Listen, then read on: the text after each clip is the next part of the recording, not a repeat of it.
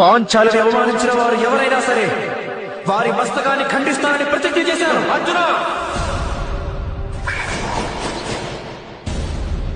రాజసభలో శస్త్రాన్ని సంధించిన అపరాధానికి నేను నీకు మరణదండన విధిస్తున్నాను. అర్జున, మీరు మరణదండన విధించలేరు మహారాజా. మీ పుత్రవధువు, మీ కులవధువు, మీ వంశానికి లక్ష్మిని అవమానించే వారికి మీరు మరణదండన విధించలేరు మహారాజా. ఈ కారణంగా తన భార్య గౌరవాన్ని రక్షించే వారికి మీరు మరణదండన విధించలేరు మహారాజా. మీరు కేవలం వారిని యుద్ధానికి పిలుపునియవచ్చు. అయితే నేను యుద్ధానికి ఈ ఆహ్వానాన్ని స్వీకరిస్తున్నాను. ద్రౌపది గౌరవ రక్షణ కోసం పంచ ప్రమాదాల వంటి పంచ పాండవులున్నారు. దుర్యోధన, భస్మం కాగలవో?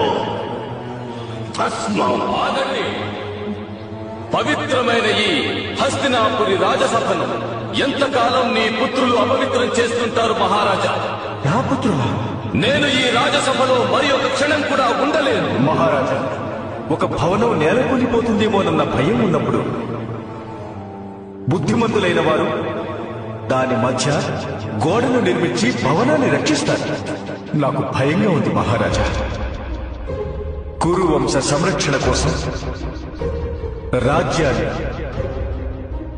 విభజించవలసిన సమయం వచ్చేసి